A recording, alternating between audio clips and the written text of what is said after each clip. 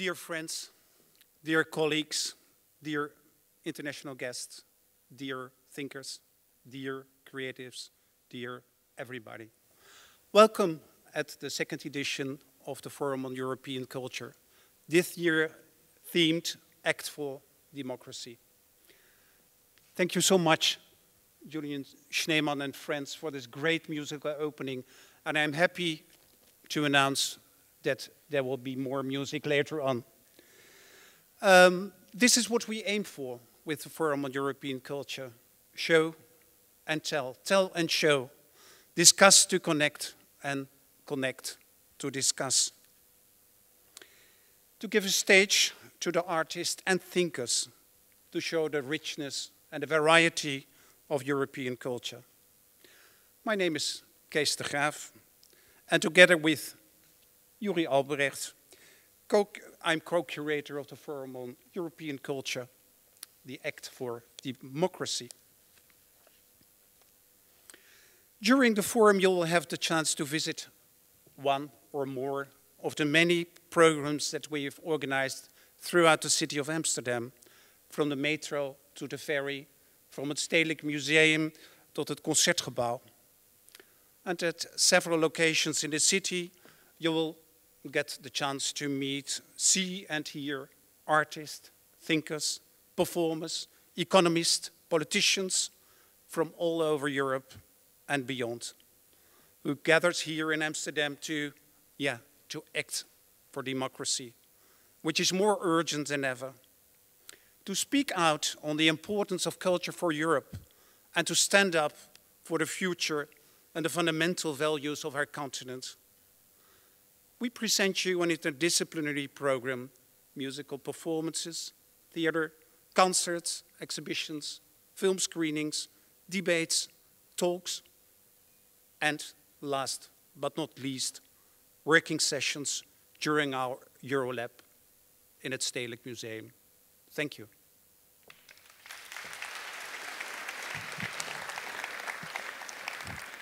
Thank you, Kees. My name is Juri Albrecht. I'm the director of the Balie, and like Kees said, we're two of the curators of this forum. This is the second forum. We had a forum 2 years ago, and we called it Recreating Europe. That was just before the Brexit, so that was sort of unfortunate, because right after it, Europe started to fall apart. You could say that it fell apart already before that, and that there's flaws in our culture. Of course there are. Our culture is not perfect. I mean, European culture has never been perfect. There's many dark sides in it, there's bright sides in it. But we believe that artists are the only way in which you can move forward, the only way in which society can move forward, because they are the ones who think out loud, and actually they are the ones who have the imagination to move society forwards. So we created this platform to have a platform for these artists, because if you think about Europe and you hear about Europe and you read about Europe, the only thing you hear and read is politicians, bureaucrats, and economists and bankers. And so where are the artists?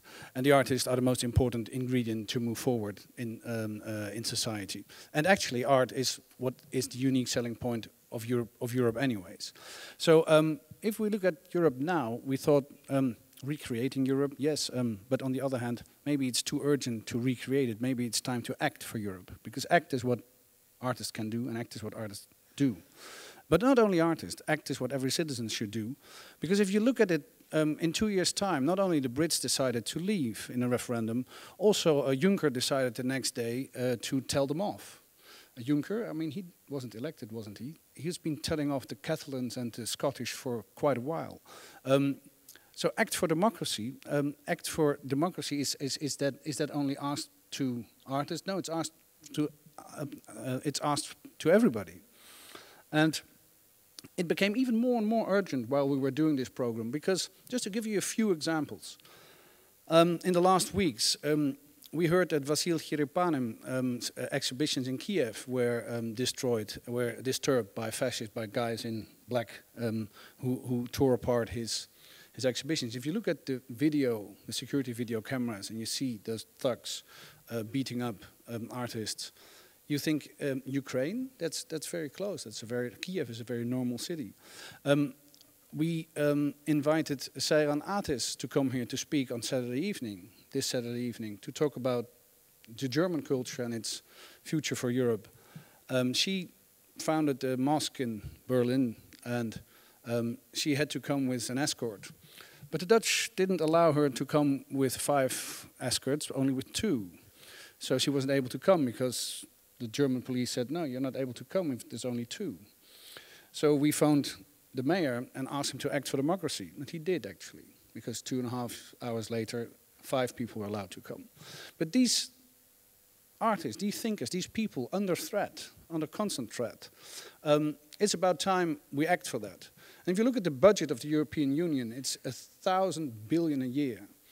And they don't give 0.1% of that to culture. I mean, if you have an organization like that, who thinks about our future, who thinks that Europe is a wonderful thing, who's very powerful, and it doesn't give anything to culture, doesn't it become sort of anti-cultural? So we ask to act for democracy, and we give artists a platform from all over Europe, not from the Union, from all over Europe. And it's not about Union, it's about art. It's about artists, and it's about thinkers and writers, and the people who have the imagination to move our future forward and bring it nearer. We asked 3 different artists to talk to you about Act for Democracy and Act for Europe tonight, this evening. But unfortunately, one of them is not able to come, and we will talk about that later, because again, that's an example of how artists are under threat. But first, before that, I'd like to give the microphone to Kees for another short introductions.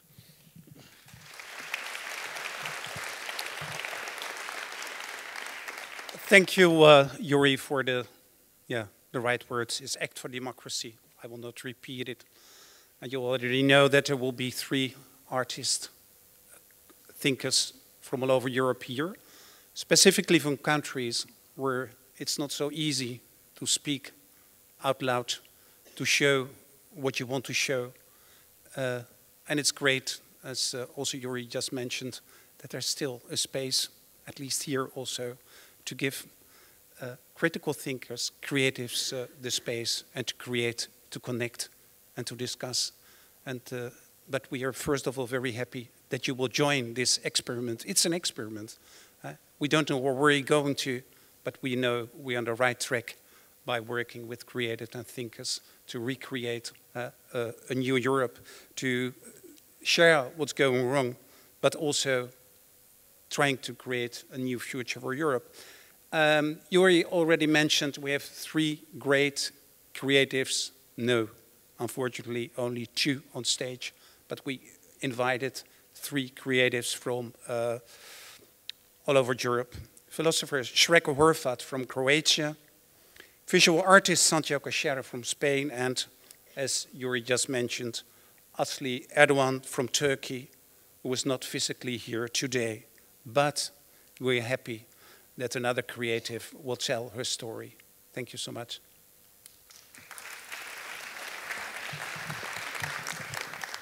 And there is another participant to this happening. That's Laura van Dolron. I'd like to introduce her to you. She's already sitting on stage. She has been sitting here the whole time, and she will be sitting here the rest of the performance.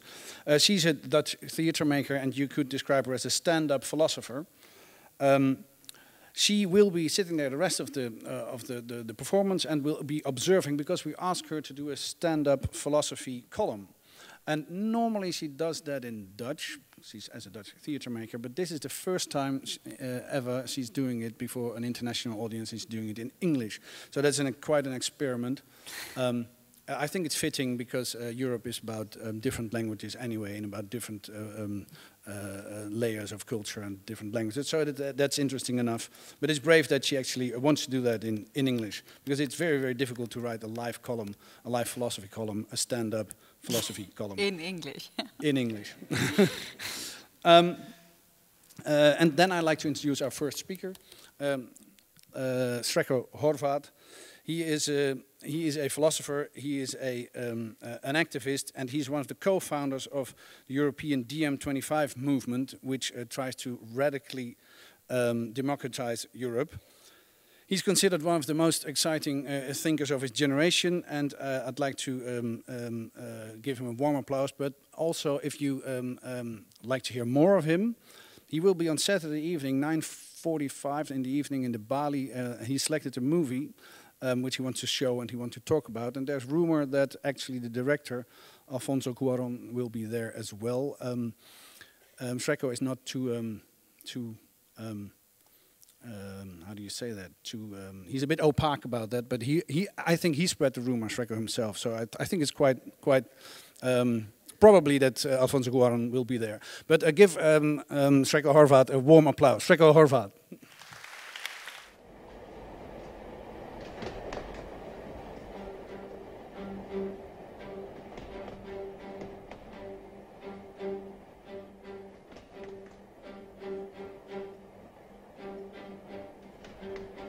You will now listen to my voice.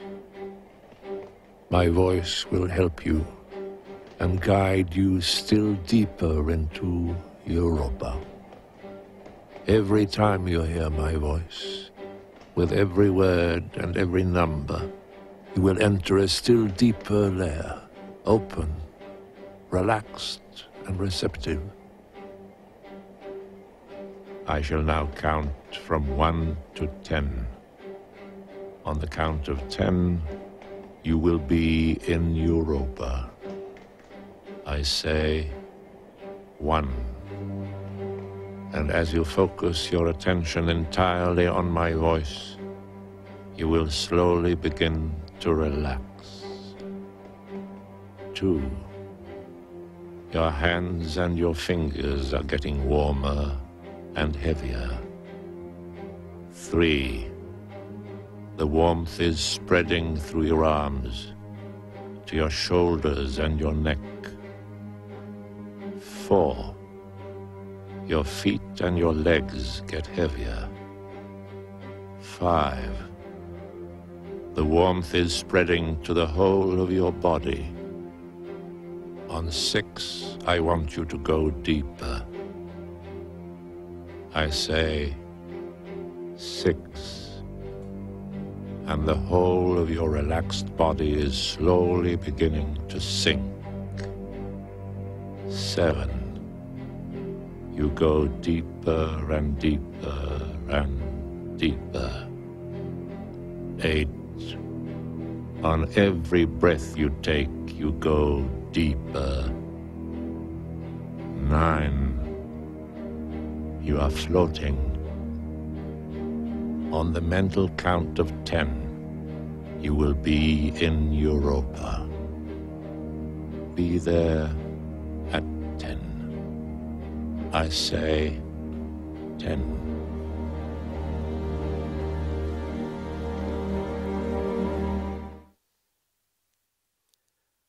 Welcome to Europe 2018.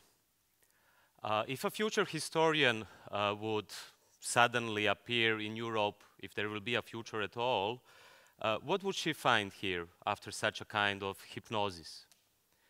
Today we are in a theater in Amsterdam, conspired and inspired together to act for democracy. At another theater in another country, in the Czech Republic, only a few days ago, a theater play by the Croatian playwright Oliver Frljić was disrupted by 30 protesters who were fighting against his play, which was criticizing fascism and Islamophobia. Obviously, when politics is turning into theater, it is enough to just look at the White House and who was the latest guest there, Kim Kardashian. Then theaters have to turn into politics. Culture is always political, and art is always political. So what would a future historian find in Europe if she arrived to Europe this week?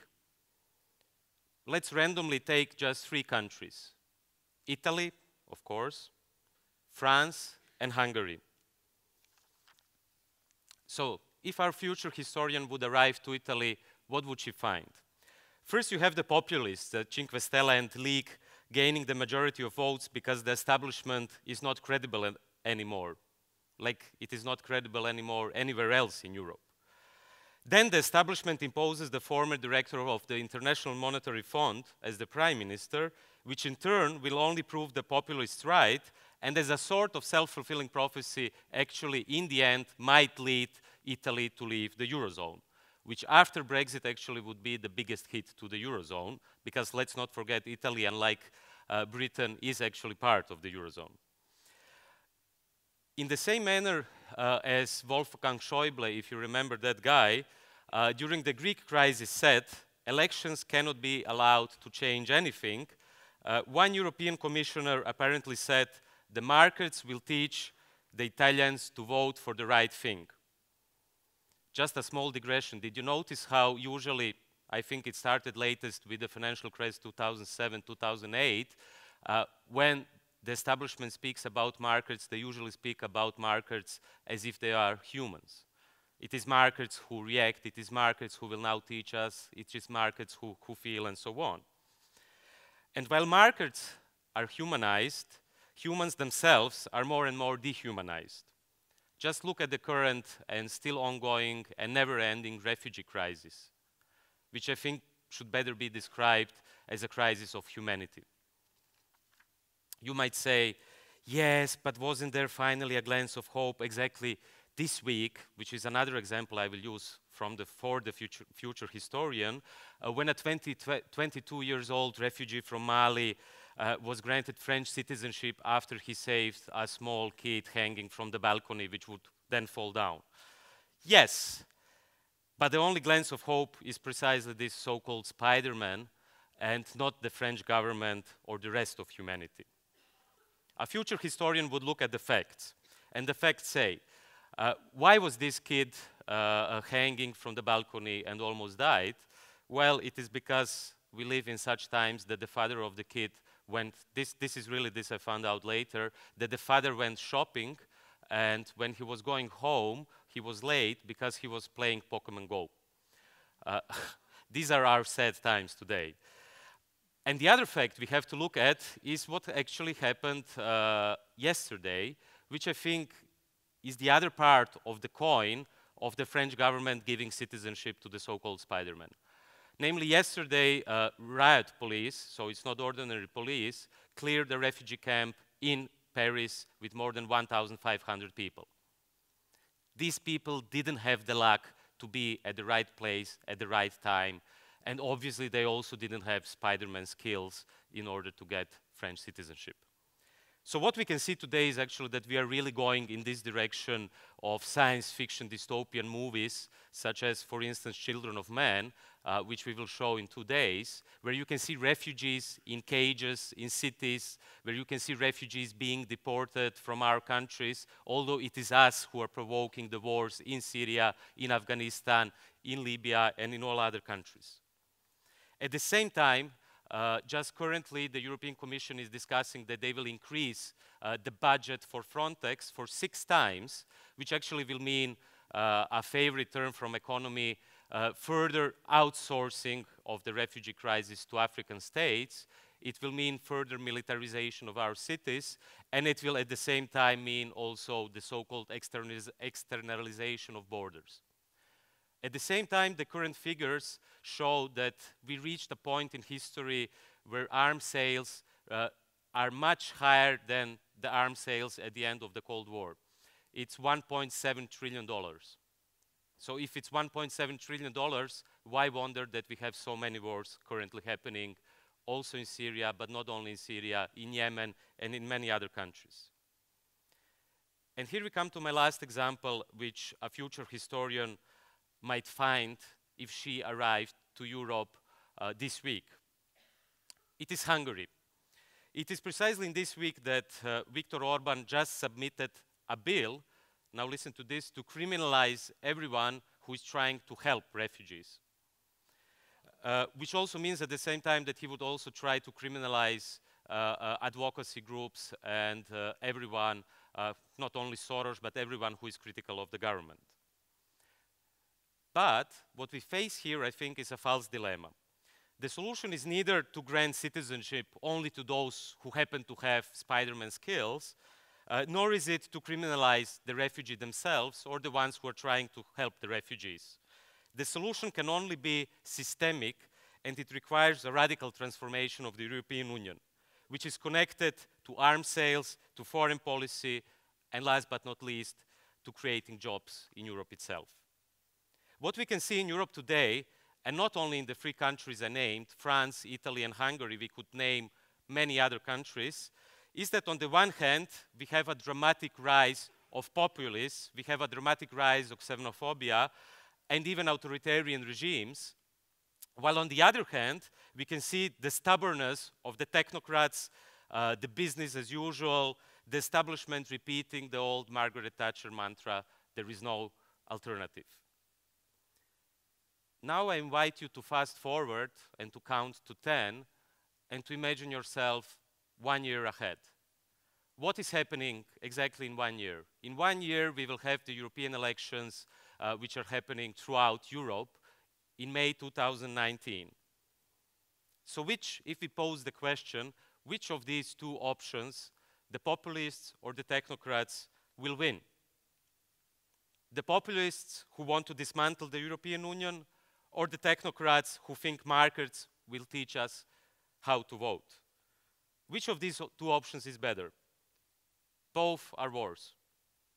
The populists need the European Union to gain more power because they represent the European Union as the common enemy, and at the same time, the establishment needs the populists because the populists are feeding the establishment in order to remain and to keep playing the status quo politics. So how do we get out of this vicious circle? How do we get out of the current dystopia, which is more similar to science fiction dystopia movies than ever? How do we turn the European elections in 2019, which is not just about the European elections, it is not just about the European Parliament, it is actually about radically transforming this continent. How do we turn the European elections not into the last nail of the coffin of the old lady called Europe, but into an opportunity to radically transform Europe? Not by sticking to the status quo, not by passivity, not by resignation, not by melancholy, not by cynicism, and last but not least, not by fear. When Tagore was asked, after Gandhi was arrested in 1932, what was Gandhi's role in history, this is how Tagore answered. He freed us from fear. Before him, a great cloud of fear covered the land and sowed deceit and lies. He cut through this cloud and taught the people courage, an honest refusal of ignoble deceit or surrender. Now, says Tagore, we have the courage to say no and to suffer the consequences. This is, I think, the historical responsibility today, precisely to cut through this cloud of fear and to teach the people and ourselves courage. Yeah, you might say, but didn't the Greek people have the courage to say no, ohi, and didn't they actually, and don't they actually suffer the consequences even today? Yes, this is true, but at that time, I think, at the time of the so-called Greek Spring, we didn't have pan-European movements which will compete for the European elections.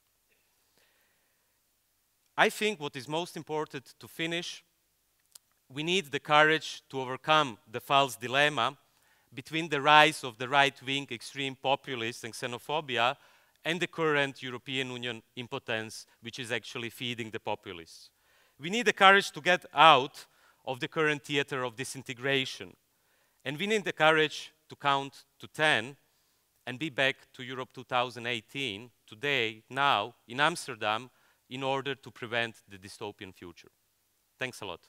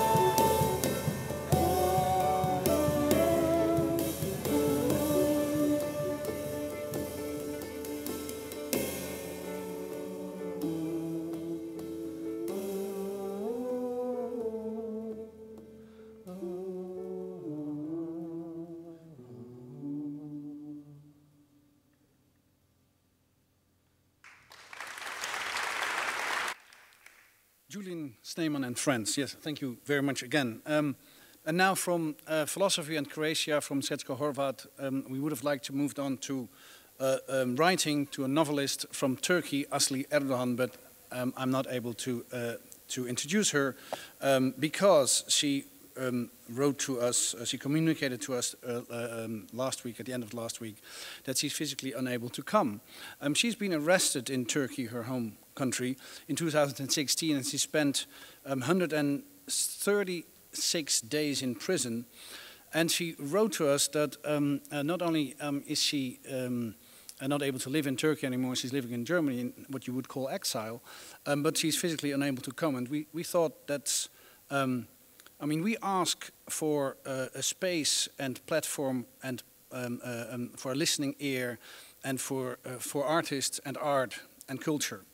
And so we thought, this is so cruel, this is so telling, this is so much what this is about, that we thought that we should give time to her writing. She is physically unable to come because she communicated to us that she's been so badly treated in prison that she has to be operated on her back, on her spine, and she's afraid that she will be unable to move for the rest of her life. That's because of bad treatment in prison of one of the foremost writers of Turkey. She's not related to the dictator Erdogan, who is there now. She just carries the same name. But she's one of the foremost writers, and we asked Ola Mafalani, a theater maker, and to write one of her essays she written in 2016 to us. We asked her to reflect on Europe and to what writers can do about Europe and what's the duty of every intellectual towards the public interest and politics. And we found a very, very good essay from 2016. I'd like to mention one other thing. I mean, for Asli Erdogan, writing is not a lifestyle, but it's an act of survival. And she also wrote that in prison she learned what solidarity is. And Asli Erdogan has been very outspoken about that, about solidarity. And I think it's a good moment to point you to the European Cultural Foundation, who has printed cards for Osman Kavala. And who's Osman Kavala? Osman Kavala is the director of an institute, of an art institute in Turkey, who's in prison already for a long time. Nobody exactly knows why, but he's still in prison. And if you hear what Asli Erdogan brought out last week, how she's been treated, she's been silenced about this for a long time, but now she thinks it's time to speak out about that. I mean, it's probably not a healthy idea for him to stay in prison too long, Osman Kavala. The ECF has printed postcards. They asked Romanian artist Den Perjovski to make postcards, and you can sign them and when you leave. And if you sign them, please sign only with your name, because if you sign anything else, the Turkish authorities will take it. He's not allowed to have email, he's only allowed to have postcards. So sign your name on it and he can get maybe thousands of postcards from people in Europe and then he will know that people think about him. Osman Kavala, and that's in the name, I would say, of Asli Erdogan, of solidarity to artists and art in Turkey. We asked Ola Mafalani to read out a text. She did that. She agreed to do that. I'm very, very happy that she did. We're going to show you also a short movie the European Cultural Foundation made about Asli Erdogan, because she received last year in 2017 she received the Princess Margriet Award, and we're going to first look at the small movie, and then we're going to listen to Ola Mafalani.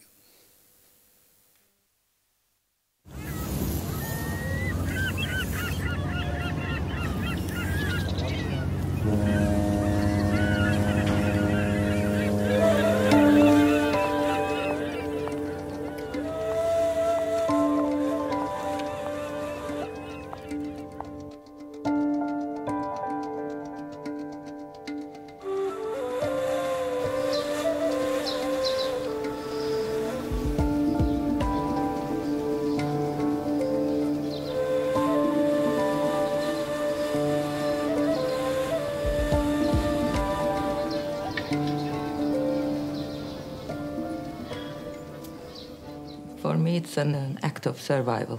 I'm one of those who has to write to be able to continue living, because I started serious writing while I was a physicist and while I was working at CERN as a high-energy particle physicist, working 14, 15 hours a day, 7 days a week.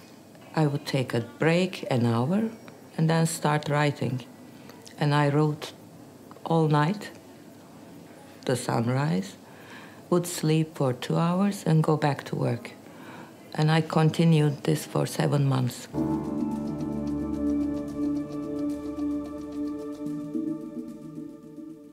Captivity and exile. I find the human being there, actually. This is, I think, is our oldest story and is our unchanging reality. With respect to my personal life story, surely I grew up in a largely oppressive country, politically, gender-wise. But I don't want to narrow all this to just my own psychology or my own background. I think this is in basic terms, is the human story itself.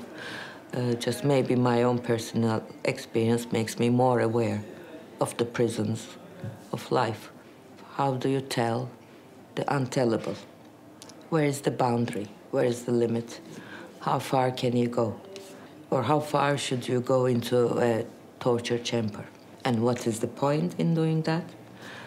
And is it a catharsis? Or is it another imprisonment? Of course, you could never fully tell the story of a victim. Most victims are dead, or the victim inside us is dead. The survivor is talking, sometimes on behalf of the victim. You see the surviving Aslı now. But to make the real victim talk that is the task of literature.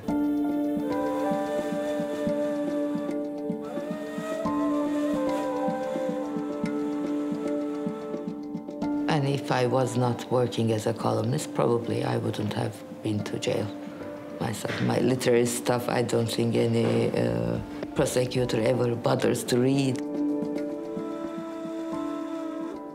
But it's an essential question we need to answer: why the writer or the artist, who is so much on the margins of the everyday life, everyday society, is still seen as a threat. I put a mirror, and the image they see there is an image they hate. So they reflected on me, I think, that hatred. Consistently, for 17 years, I have written on anti-violence. I mean, the story of the victim is there to denounce violence. And I've very many times openly wrote and, in fact, tried to make a theory of that anti-violence. How do you become an anti-violent person in a system that creates violence all the time?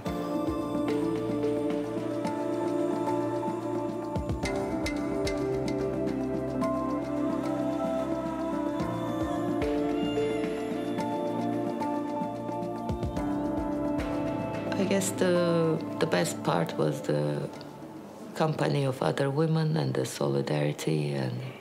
And in prison, I mean, solidarity is not just a nice little concept. It's the everyday reality, and it's an act of survival. So I think I hang on to life, learning from other prisoners and with their help, and always giving me sermons time to time that how important it is for them that I continue on living. And I also owe to them, they said, that I should tell their story. It's a homework they gave me, that you have to tell our reality. And I guess without them, I wouldn't be able to survive.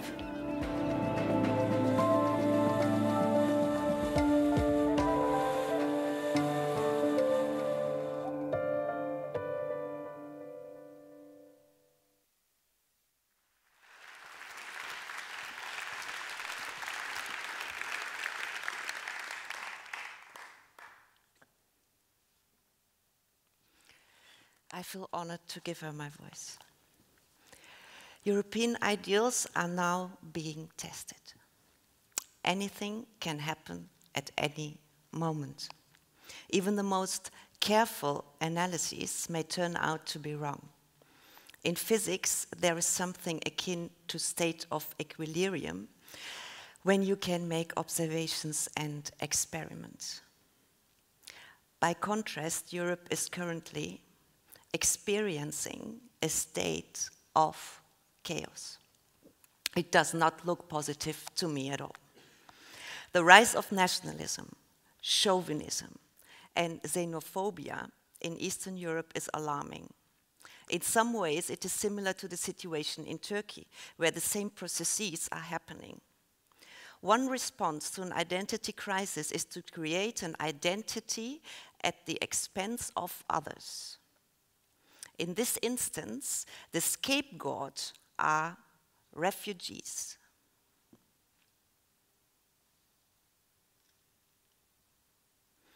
Some statements currently being made by public authorities remind me of Europe in 1930s. Muslims cannot adapt and they will never be able to integrate, etc. I'm from a Muslim country and I do not feel fundamentally different from someone who has grown up in England or the Czech Republic. When you meet Syrians, they are just like you. It is a superficial way of thinking to claim that their culture is totally different. Now, we all know that most Jewish are a part of European culture. But back in the 1930s, this was not so clear.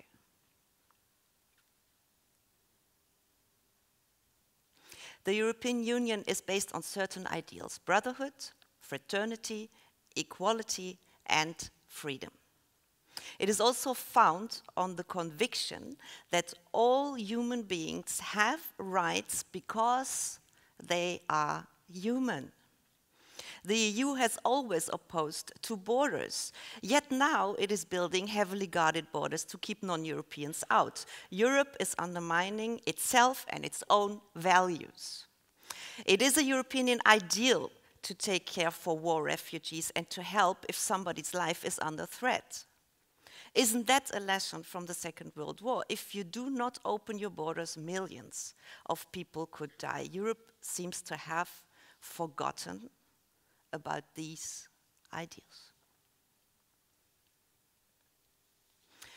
To a foreigner, it looks like nationalism is much more attractive to the average Pole or the Hungarian than those ideals on which the EU has been built.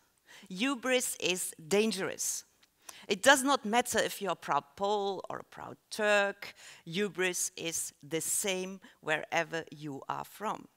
Europe's identity crisis and the rise of extreme right-wing ideas pose the gravest threats to its survival at present. The European ideal of democracy is now being put to the test. Maybe Europe needs to look in the mirror, and perhaps it is the Middle East that will be Europe's mirror. Maybe it was too quick to conclude that it had created the best political system. It is also possible that this phase of right-wing resurgence will simply pass. Europe can see how it dealt with its own colonial past. If democracy is such a great idea, then why not export it? The more countries adopt democracy, the happier Europe should be. For example, as far as Turkey is concerned, I feel cheated by Europe. The EU was like a teacher for Turkey, stating for years that you are not democratic enough, as though it was a mantra. You're not democratic enough. Of course, this was true, but now, when Turkey is farther away from democracy than it has been for years, the EU is bribing it. I realized it was not a question of democracy at all. It was more like, don't cause us any trouble attitude. In regards to the refugee situation Turkey is facing thus far, Europe has demonstrated nothing but hypocrisy.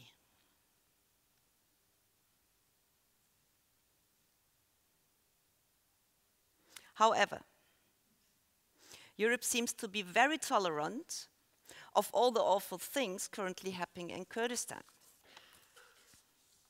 When ISIS conducted their terroristic attack on Paris in November 2015, the entire world heard about it. Oddly, this was not the case when the ISIS killed hundreds in Ankara. Refugees are also fleeing the Middle East because of ISIS. Europeans have a right to be afraid of ISIS, but shouldn't the refugees have the same right? The crisis they are facing is a major event, and it is currently putting all of Europe's ideals to the test. Asli Erdogan.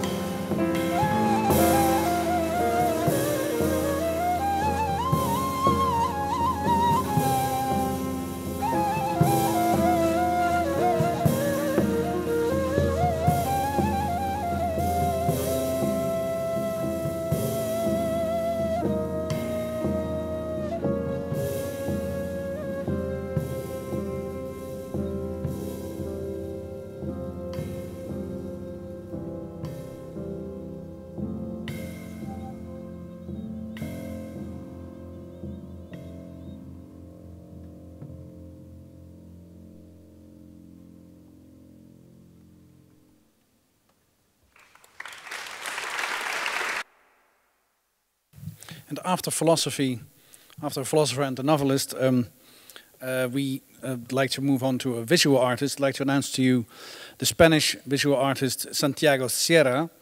He's worldwide known for his radical and to some controversial artistic work, and he shocks and amazes audiences all over the world, I have to say. He's currently very critically addressing the development in his own country, in Spain, in a way that he has recently been censored for the first time. One of his work, Political Prisoners in Contemporary Spain, has been censored.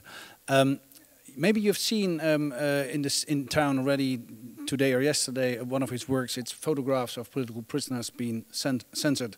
You can see it's on many places in Amsterdam, and now it's been on posters all over the town. Give him a warm applause. Santiago Sierra, please.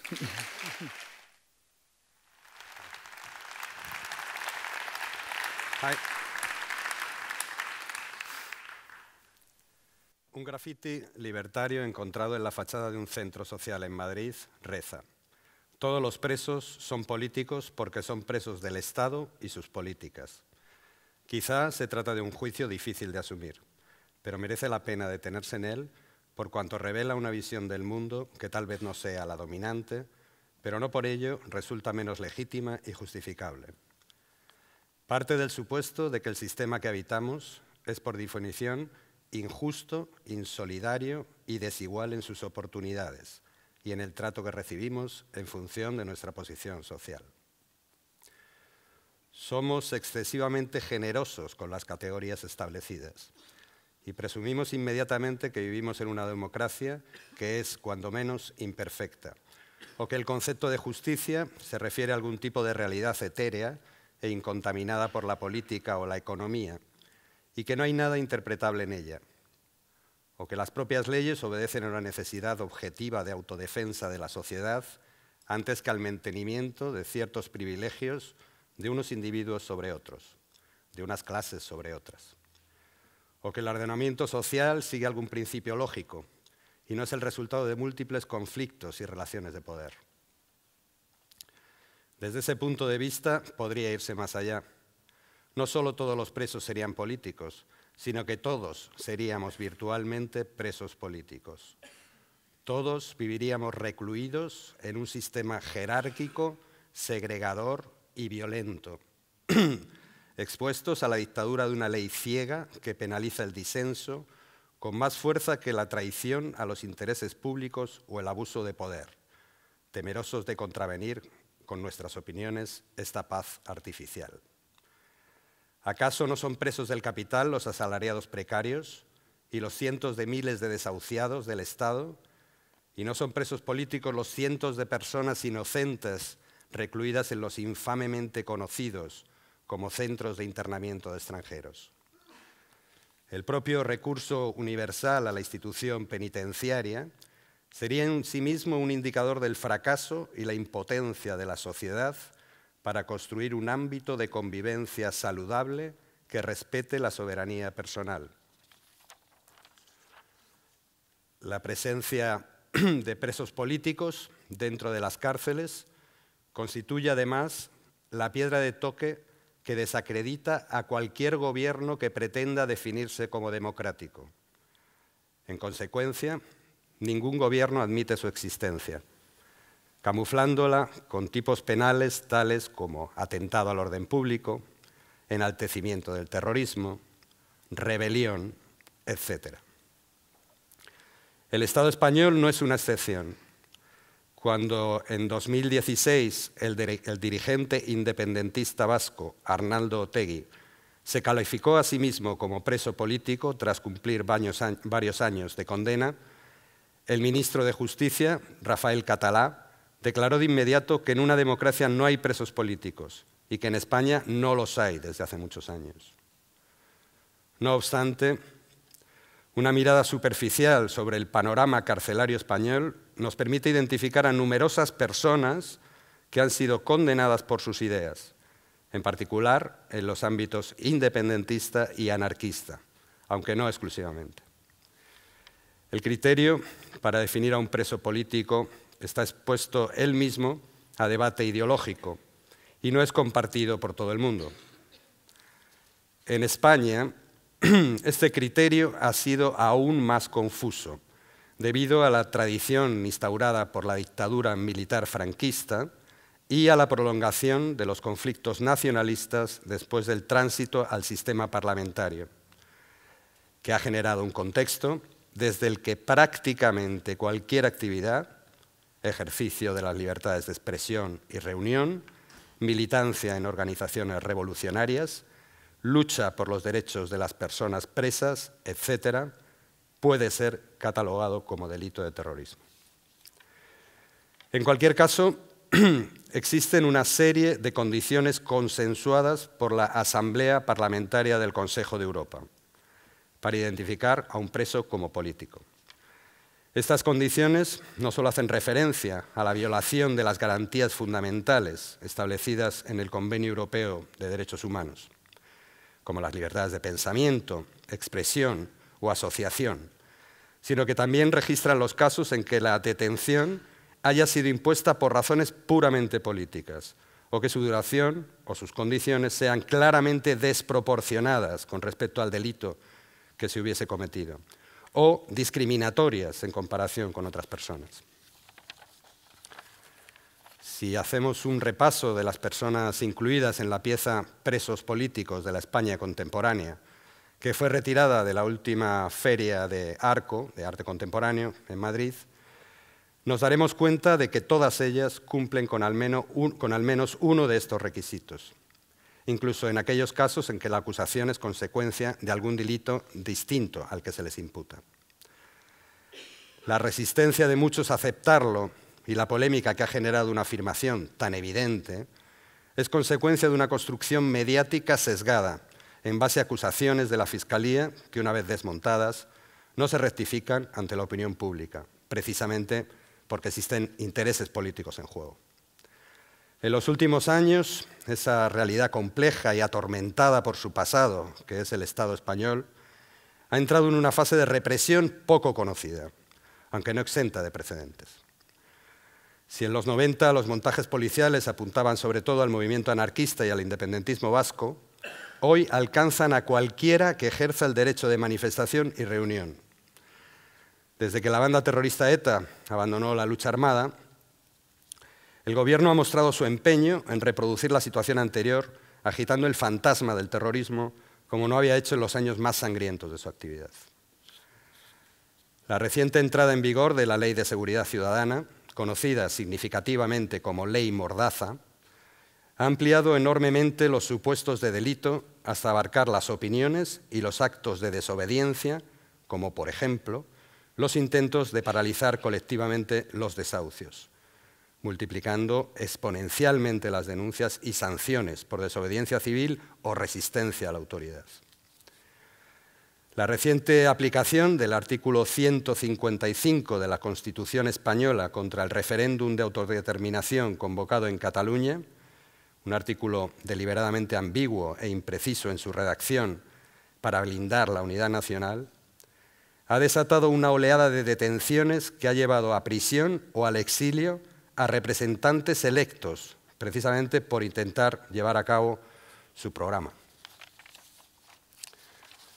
Todo ello en un contexto europeo en el que vemos crecer con fuerza la extrema derecha. La crisis económica internacional, la inmigración y la corrupción de las instituciones han ido cocinando un caldo de cultivo para el avance de los discursos fascistas que vuelven a calar en la población con su disfraz de populismo.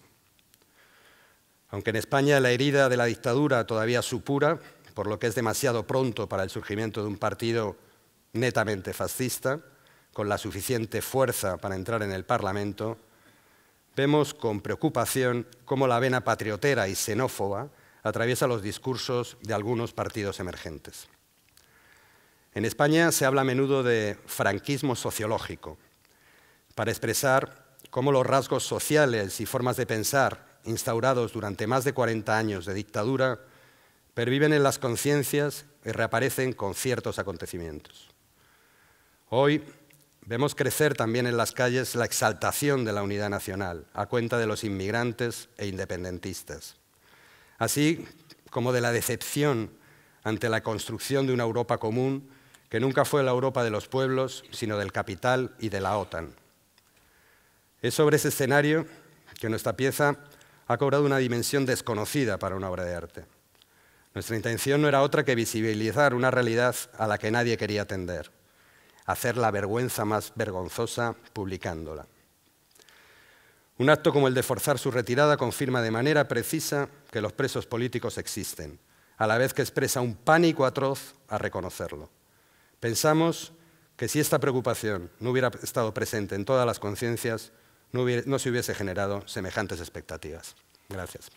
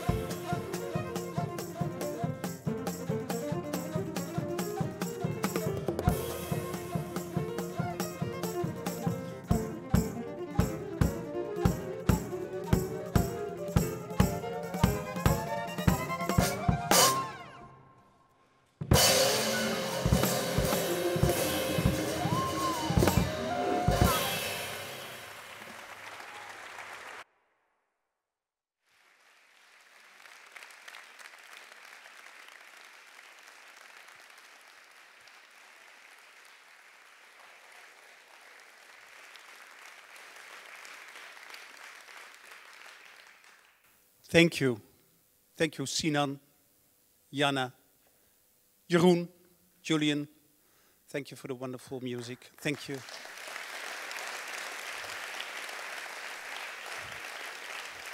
Julian Schneemann and friends, you will hear more from them, not today, but follow them. Thank you, Ola. Thank you, Asli. Thank you, Shreko. Thank you, Santiago. And thank you for being here. Thank you, the speakers, the musicians, they really showed and told that really we have to act for democracy. And I hope they were inspiring for you, and that there will be many more moments of inspiring also during our great event, the Forum on European Culture. But of course, we're also very pleased and extremely grateful to see how many partners, both inside and outside of Amsterdam, inside and outside of the Netherlands, have made Act for Democracy possible. Not only by money, but contributing also enormously for shaping, organizing, communicating, and realizing the Forum on European Culture. And it's exactly this type of cooperation that helps imagination turn into reality. Cooperation that's based on creativity, complementarity, and generosity. It's not in my speaking notes because it's produced by one of the great members of the team, but also thank you so much, wonderful team of the Balie and Dutch Culture who made this possible. A warm applause for all the people who contributed also, not only to the opening, but the rest.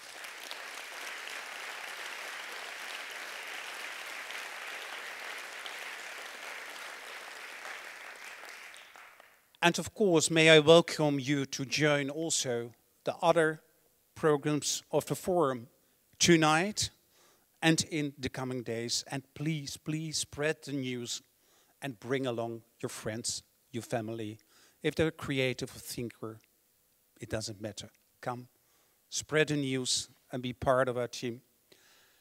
But now for the last words and reflection, I'll give the word to Laura van Dolron.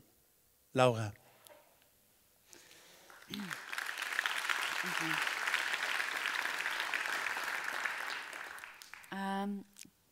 Can I have a tiny bit of light on the audience? That's a bit too scary. A little bit less. A little bit less. Just, yeah, that's good. Yeah, now I can still pretend they all look super interested. That's good. Okay, I have started. Apparently, I'm doing this. I knew I would curse myself on the day I would be doing this, which is today, on the day I said yes to this, which is a month ago, and that's true. Writing live columns is bad enough as it is, but doing it in English is torture. I write that word, and I feel sick to my stomach with shame. I'm ashamed to use that word torture, because it is not torture. It is not torture, it is not painful, it's not even terrible, and it's not having to be afraid not to be able to move ever again. I'm doing this to myself, and I'm well aware that we can torture ourselves, but today I cannot use the word torture like I can on other days. And I use it too often, I realize, when I'm saying this. I can't use the word torture because of the woman who would be here, should be here, and is not. When I write a live column, like today, I always make sure that the audience knows how difficult that is, how scary that is, and how crazy I am to do such a brave thing in front of an audience. I always make sure everyone knows how bloody brave I am, but I'm not. I'm not brave. And I don't have to be brave to be on this stage, because I'm not under any threat. And that is an amazing, gorgeous, wonderful thing. That I can stand here and say whatever I want. I've written it in one go, not even read it again. I can say whatever I want without an inner critic, because there is no outer critic. You guys can think I suck, but you will never arrest me, let alone give me a whiplash that makes it impossible for me to hold my neck straight, having to fear that I can't move again. Poeh, even in het Nederlands hoor. Wat een ellende dat Engels. Nederlands vloeit uit mijn vingers. Of het nou goed is of slecht, ik voel de beat. Het ritme van de taal is mijn ritme. Ik voel mijn hart kloppen. De taal wiegt mijn ziel. Ik besloot in het Engels te schrijven omdat dat de democratische keuze is. Maar tijdens het schrijven voel ik gelijk de pijn van de democratie. Bij elke Engelse zin die ik opschrijf, denk ik, hij kan beter, voller, meer uit het hart, meer van mij. Iedereen verstaat het, ja, maar ik verlies mezelf. En dat is misschien de truc. Kan je iets loslaten, iets opgeven van je eigen taal? Iets laten schieten van je eigen taal waarin je je eerste woordje sprak, je eerste hart ooit brak. Waarin je je eerste cynische grapje maakte, zo rond je 15e. En waarin je voor het eerst sprakeloos raakte. Kan je dat allemaal loslaten om een taal te spreken die niet van jou is, maar voor iedereen verstaanbaar? En wat verstaan die mensen dan als je jezelf kwijt bent geraakt? En wat win je dan als iedereen meedoet, maar iets hoort wat een beetje matig is? Ik moet weer in het Engels, ik weet het. Maar I know it, dat klinkt gewoon niet. En dit is nog erger, want nu lachen wij... Ja, nee. Nu lachen wij om iets waar anderen dan niks van begrijpen. Ik weet, ik spijbel. Maar er zijn nu 70 mensen die mij niet verstaan. Maar die kijken in elk geval wel naar iemand die zich als een bergje in de modder rondrolt in haar moeders taal. Mijn dochter van 1, die versta ik ook niet. Die spreekt een soort van Israëlisch of zo. Maar ze kijkt er zo blij bij dat ik er toch van geniet. Dus ik hoop dan een beetje dat dit dan toch leuk is om naar te kijken, zoals een kind van 1. Haar moederstaal, fijn eigenlijk, dat het je moederstaal is. Zoveel woorden mannelijk, pijnlijk altijd wel. Mankind. I always get a bit sad when I hear that word. Like I'm not invited to the party. The way you probably just felt when I was speaking Dutch. I'm sorry for shutting you out. But writing live in English makes me feel a bit crippled. And I think about Ashley when I say that and I realize I'm not crippled and it's not torture. The show starts. This is all written before it even started. The show starts. I hear voices. They only get a really short time to sing and then they're quiet. The whole space is dark and I'm the only one you see. Maybe for 10 seconds, but it seems like forever. The silence is in the space and I enjoy it for a little while, and I think, silence, something must be going wrong. And that's how we think. Something must be going wrong when it's quiet for 1 fucking minute. I long for silence so much, and then I panic when it's there. That is so typical, and so hartverscheurend. Excuse my Dutch. It is not democratic of me to speak it, but that word just came out. Heartbreaking is the translation, but something gets lost. We don't say heartbreaking, we say heart tearing. And I like the tearing. It's better. Because our hearts are flesh and blood. And blood can tear, but it can never break. Tearing is a slower process, more painful, more bloody, but our hearts cannot break, they can tear. Breaking is too final, tearing is temporary. What tears can grow back again. Never the same, but whole again. Our leg can break, our necks can break. And I think about Asli Erdogan. She's too broken to be here tonight. And it makes me fearless. It makes me realize that being nervous for you guys to perform here is a luxe probleem. A problem that's actually a luxury. Normally I'm nervous to do this, but today it feels ongepast, unsuited. Normally I'm nervous, but for what am I nervous for? That you will not love me, that you will not like me, that you will not understand me? You will never break me, or even tear my heart. If you don't like me, I will be upset. I will worry about my career and you will not find me in the cafe afterwards. But that's all. I will be able to move and hold my head up high. Asli can't. The music brings tears to my eyes. The first speaker starts and my phone starts playing music. I'm horrified. Where the hell did that come from? And how embarrassing was that? I look at you guys, but you didn't seem to notice, or you're too polite to look my way. I pray to God you haven't heard it. And I think about Asli and I realize it doesn't matter. Luxe problemen. My phone makes a sound. Horrible music. I have no idea where it comes from, but I will not be arrested, tortured, or get a whiplash, or anything real like that. Artists are the only way to move forward, Yuri says. Yeah, but let them turn their phones off, for God's sake, when they're on the stage. Act is what artists do, says Yuri. I like not acting, I realize. Not doing anything, listening, and being without ambition, and being grateful that I can afford that. Not acting, but being quiet, like we were just before the show began. Yuri wants to act for people who are in danger, and I understand. But I would like to not act. I would like to be quiet, without thinking something's wrong. I like to stand here without being afraid, knowing I will not be arrested, not be tortured, not be hurt, by you or anyone else. I would like to stand here and not be nervous, and know that I'm safe, and be braver because of it. I would like to not act, and enjoy the fact that I can. I would like to let go of luxe problemen als zenuwen en ben ik wel goed genoeg of niet goed genoeg, and ask you to do the same. Let's stop torturing ourselves with those questions and each other with luxe problemen. Ik wil hier staan en niet handelen. Even zwijgen en denken aan de vrouw die er niet is en alle mensen die hier niet zijn. Act, yes, but out of the quiet. Out of the gratitude that we are safe here tonight. And enjoy that safety. And enjoy that silence. And appreciate this freedom to say what we want. And decide we can also be quiet for a minute and say nothing. Nothing at all. Yuri is saying I will do a column in English, and it's very sweet of him to make it so clear how difficult that is for me. I think of Asli Erdogan, who did not have Yuri to protect her in prison, like I have Yuri today. Who did not have anyone in prison telling people how difficult it was for her. I think of Asli and my heart tears. It doesn't break, it tears. It tears in Dutch, and now it tears in English too. And you understand that it doesn't break. And maybe you realize that your heart doesn't break either, it tears. You have to cheat on your partner sometimes to know you want to be loyal. Can be discussed afterwards, but I had to leave you for a moment, the English-speaking people, to come to what I really wanted to say. So I had to say hartverscheurend to find out that's what I wanted to say.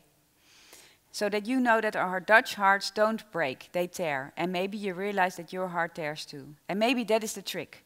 To make the undemocratic choice of saying hartverscheurend, to not think of everybody sometimes, to say that word that is close to your heart, close to your childhood, close to your mother's breast, close as your mother's breast was one day, to make the undemocratic choice, to not lose yourself, to not lose all de kleine nuances die ons gevoel en onze taal rijk zijn, om in je eigen taal te blijven spreken soms, zodat je niet steeds denkt, in het Nederlands was het fucking briljant geweest. En dan is de truc om eerst de niet-democratische keuze te maken om hartverscheurend te zeggen en dan dat woord te vertalen. Maar niet als hartbrekend, nee, niet je eigenheid kwijtraken en platslaan en opgeven voor het grotere goed, maar vertalen, die eigenheid durven behouden en dan vertalen. De moeite doen om hartverscheurend te zeggen en dat te vertalen, dicht bij jezelf. Yuri kondigt aan dat hij Asli niet kan aankondigen. I look at her photo, Asli Erdogan, and it looks as if her neck hurts in that photo. It makes me hurt. Our necks are so important. They make it possible for us to hold our heads up straight. Ola Mafalani plays her. Her dress is stunning, and she can move. I like the way she puts her own anger in the text, her own voice in the words. I'm not angry. That's not my greatest talent. My heart can tear and grow back together. That's what I'm good at. And tonight it tears for Asli. And it grows back together, more grateful and aware of what torture means and what safety means. And I promise not to be nervous anymore when there's nothing to fear, and not to call it torture when it's not. And to remember that silence is nothing to be afraid of, and something to be grateful for. Let's be quiet.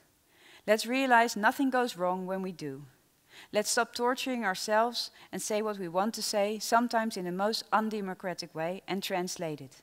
Holding our heads up high, honoring the people who can't. Thank you.